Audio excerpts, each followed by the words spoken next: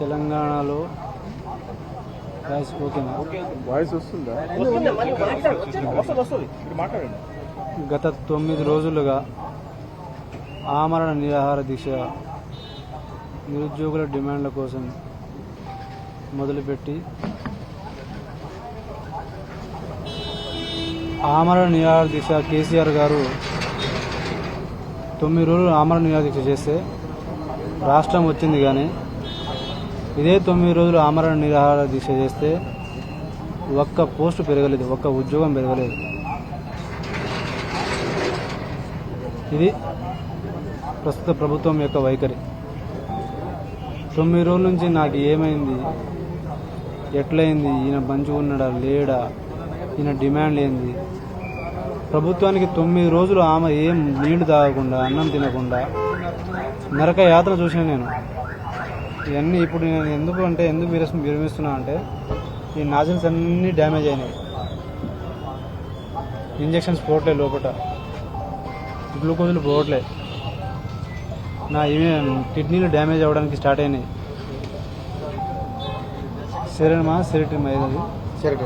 సెరటైన్ కూడా లెవెల్స్ పెరిగిపోయినాయి, creatine levels పెరిగిపోయాయి, లివర్ డ్యామేజ్ అవ్వడానికి స్టార్ట్ అయింది.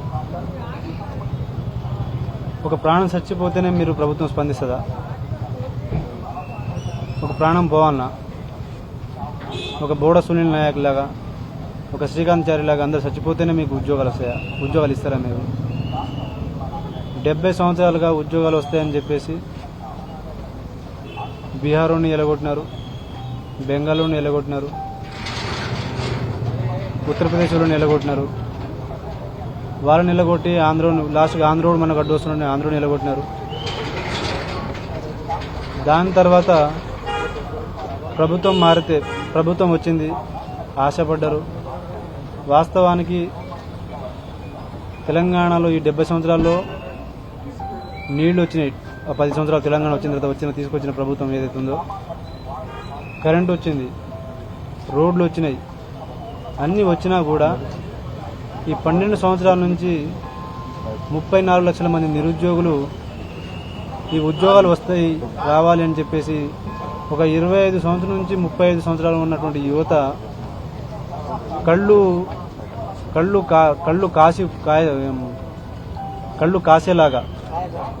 కాయలు కాసేలాగా ఎదురు చూసి అలసిపోయినటువంటి పరిస్థితులు ఉన్నాయి. అయితే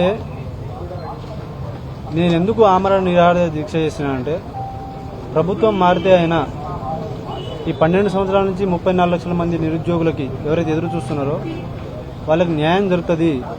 మరి వీళ్ళకి ఎవరు న్యాయం చేయాలి అని చెప్పేసి వీళ్ళకు నేను ప్రభుత్వం మారటంలో అన్ని యూనివర్సిటీస్ తిరిగినా, అన్ని జేఏసీలు ఫామ్ చేసిన, తిరిగినా, ప్రచారం చేసిన, 70 నియోజకవర్గాల్లో ప్రచారం చేసి గెలిచిన 64 మంది ఎమ్మెల్యేలు, 24 మంది ఎమ్మెల్యేలు ముఖం తెలియని వాళ్ళు, అలాంటి వాళ్ళని గెలిపించుకొని ఒక ప్రభుత్వాన్ని స్థాపిస్తే, ప్రభుత్వం రాగానే ఇదే సోమాజిగూడ ప్రెస్ క్లబ్లో ఇదే రేవంత్ రెడ్డి గారు ఇప్పుడు నేను చెప్పబోయే డిమాండ్లు ఏవైతే ఉన్నాయో, నేను ఏ డిమాండ్ల కోసమైతే నేను ఆమరణ నిరాహార దీక్ష మొదలుపెట్టినో అది ఆ రోజు స్వయంగా కాంగ్రెస్ ప్రభుత్వం మేనిఫెస్టోలో పెట్టినటువంటి అంశాలు అవి. సరే, ప్రభుత్వం వచ్చింది, ఎమ్మెల్సీ ఎలక్షన్స్ అన్నారు, వచ్చిన ఫస్ట్ నెలలోనే జాబ్ క్యాలెండరు లేదంటే ఉద్యోగాలు అవి ఇవి అని చెప్పేసి మొత్తం అన్నారు. మెగా డిఎస్సి ఏవైతే వాగ్దానాలు ఉన్నాయో, దాని తర్వాత ఎమ్మెల్సీ ఎలక్షన్స్ అన్నారు, ఎంపీ ఎలక్షన్స్ అన్నారు, ఆగినాం. నిరుద్యోగులు పోయి ఎమ్మెల్యేలను కలిసినారు, మినిస్టర్లను కలిసినారు. వాళ్ళు రెస్పాన్స్ సరిగా కాకపోతే 2000 మంది నిరుద్యోగులతో ఒక ఇందిరా పార్క్ దగ్గర మీటింగ్ పెట్టుకున్న తర్వాత వాళ్ళ యొక్క పెట్టుకున్నటువంటి మీటింగ్ చూసి ప్రతిపక్షాలు కూడా స్పందించి ప్రభుత్వం స్పందించాలని చెప్పేసి ప్రతిపక్షాలు కూడా స్పందించినాయి. అయినా కూడా ప్రభుత్వం ఇచ్చినటువంటి మాటలు ఏంటంటే, ఆ రోజు శ్రీధర్ బాబు గారు మీకు జాబ్ క్యాలెండర్ ఇస్తాం, ఏ డేట్ అయితే ఎగ్జామ్ అనౌన్స్ చేసినామో ఆ ఎగ్జామ్ పెడతామన్నారు. దీనికోసమా ఇంత అహర్నిశలు నిరుద్యోగులు అందరూ ఇంటికి వెళ్ళి ఉద్యోగాలు హాస్టల్స్ పక్కన పెట్టి నెలకు 10,000 ఖర్చు అయినా కూడా 12 సంవత్సరాల నుంచి వెయిట్ చేసి ఆ అంశం నాకు ఎక్కడో డీప్ డౌన్ నన్ను కలిచివేసింది. అరే ఈ నిరుద్యోగులకు ఎవరు అండ నిలబడతారు? ఈ ప్రభుత్వం మారితే అయినా వాళ్ళు ఎంతసేపటికి వాళ్ళు అవతల నుంచి యువతల వాళ్ళ రాజకీయాలు చూసుకుంటున్నారు. కానీ ఎలక్షన్స్ మీద ఉన్న దృష్టి పిల్లల మీద లేదు, పిల్లల భవిష్యత్తు మీద లేదు అని చెప్పేసి దీనికి ఎక్కడో ఒక చిన్న ప్రయత్నం చేయాలని చెప్పేసి నేను స్టార్ట్ చేసిన. 2 రోజుల అల్టిమేటం ఇచ్చినాం, స్పందించలేదు. తర్వాత అదే ఆర్ట్స్ కాలేజ్ వేదికగా నేను ఆమరణ నిరాహార దీక్ష మొదలు పెడతా అంటే టెంట్ వేయనీయలే, చేస్తా అంటే 10 నిమిషాలు కూడా చేయనీయలేదు. ఇదే గత ప్రభుత్వంలో నేను రోజంతా సాయంత్రం వరకు కూర్చున్నా కూడా నేను చేయనిచ్చినారు.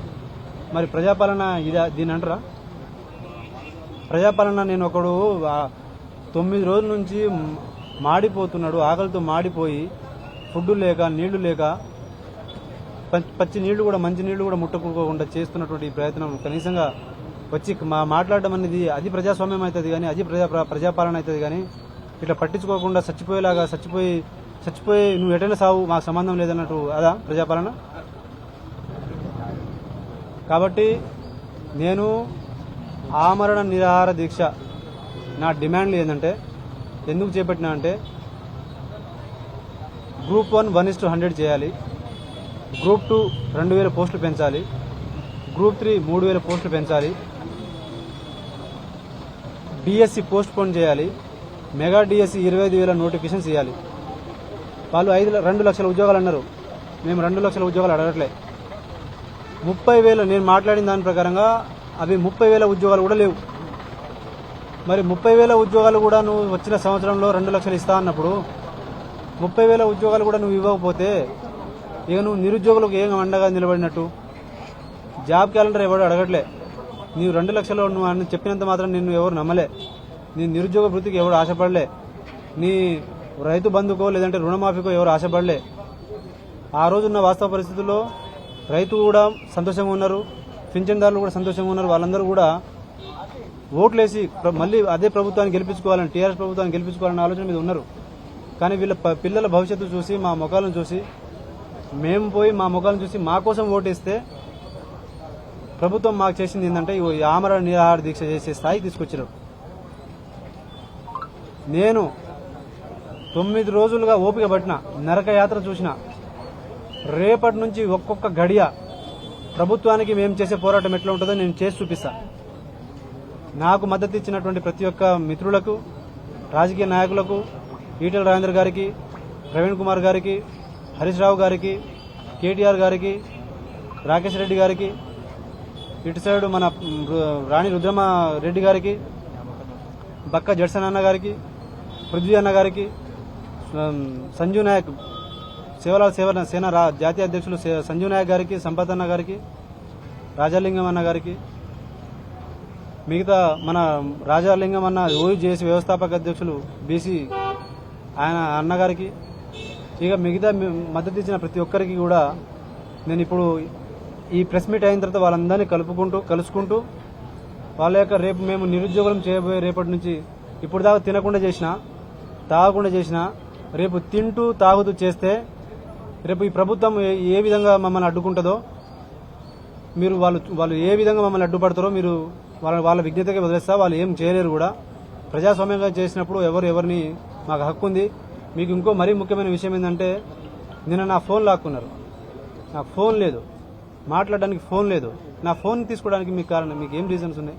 ఎవరు అసలు మీకు హక్కు ఏముంటుంది? నేను యాంటీ సోషల్ ఎలిమెంట్ చేసిన ఫోన్ లేకుండా ఎవరిని రానియకుండా ఇదే గాంధీ భవన్ చుట్టూ 2 కిలోమీటర్ల చుట్టూ మొత్తం పోలీసులను పెడితే పరామర్శన చేయడానికి నేను ఆ ప్రాసెస్లో చచ్చిపోతే కింద నుంచి నన్ను కనీసంగా నన్ను కేర్ టేక్ చేయడానికి కూడా ఈ పర్సన్ కాకుండా ఇంకో పర్సన్ ఇతను ఇంటికి పోతాడు, తింటాడు, తాగుతాడు, తినడానికి పోయేస్తాడు అన్నట్టే కూడా పంపించలేని పరిస్థితి. ఇంత నిర్బంధం దేనికండి? ఇది పాలన అంటారా? రేపటి నుంచి నా కార్యాచరణ రోజుకి గంటకి ప్రభుత్వం మేము చేసే నిరుద్యోగులు చేసే ఉద్యమాన్ని ప్రభుత్వం ఎట్లా ఆపుతుందో ఆపుకోమని చెప్పండి. ఈ 10 డిమాండ్లలో ఒక్క డిమాండ్ కూడా వెనకపోయే ప్రసక్తి లేదు. ఇప్పుడు 30,000 డిమాండ్లు కావు మాయి. నేను బెడ్ మీద ఉన్నంత వరకే 30,000, ఇప్పుడు 50,000 డిమాండ్ మాయి ఉద్యోగాలు. ఇప్పుడు 50,000 ఉద్యోగాలు డిమాండ్ ఫిల్ చేస్తేనే మేము ఈ ఉద్యమం ఆపుతాం. ఇప్పుడు రెచ్చగొట్టినారు కదా మీరు, నా ఓపికను చూసినారుగా.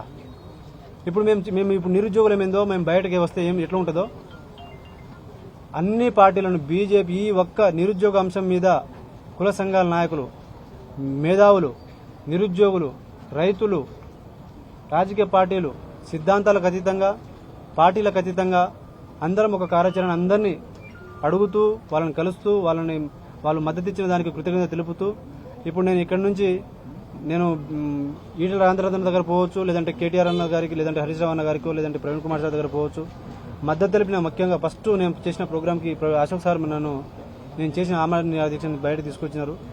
ముఖ్యంగా ఫస్ట్లో ఈ సోషల్ మీడియాలో యూట్యూబ్ ఛానల్స్ ఏవైతే ఉన్నాయో వాళ్ళు మమ్మల్ని కవర్ చేసి ప్రజల దగ్గర తీసుకుపోయినటువంటి ఈ యూట్యూబ్ ఛానల్స్కి ఫస్ట్గా నా యొక్క కృతజ్ఞతలు తెలుపుకుంటున్నా.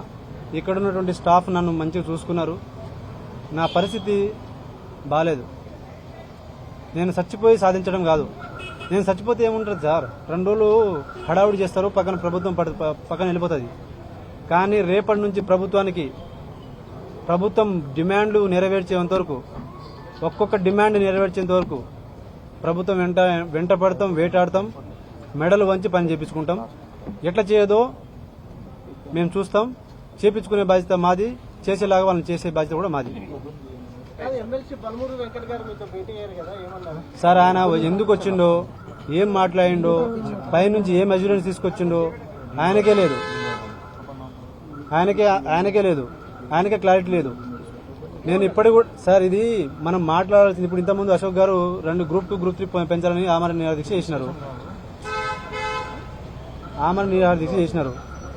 మరి ఏం అజ్యూరెన్స్ ఇచ్చినారు? ఏం జరిగింది? జీవోతో మాకు మాటలు కాదు, మేము వచ్చి కలవడం కాదు.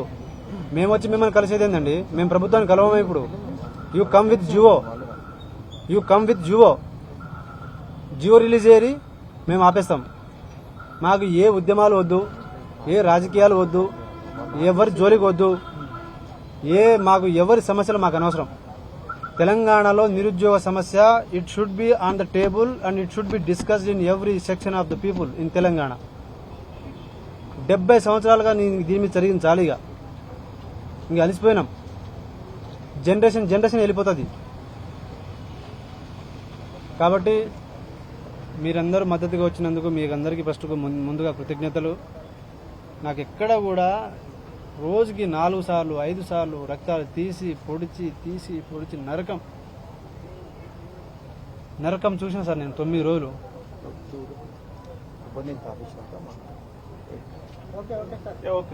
సరే, థ్యాంక్ యూ. జై తెలంగాణ, జై హింద్.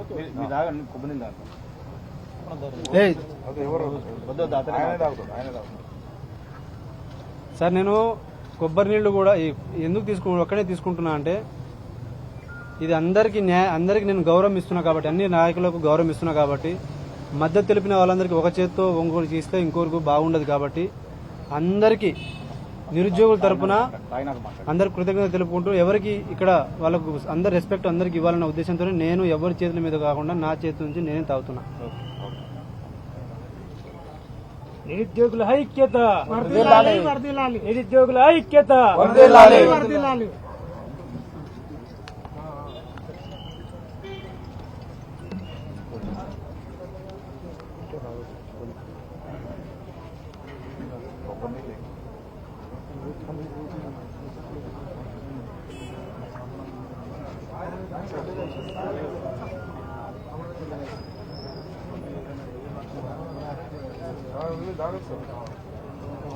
సార్ నేను ఇంకో విషయం, ఇక్కడ ఏ ప్రలోభాలకు లొంగి ఇది విరమించింది కాదు.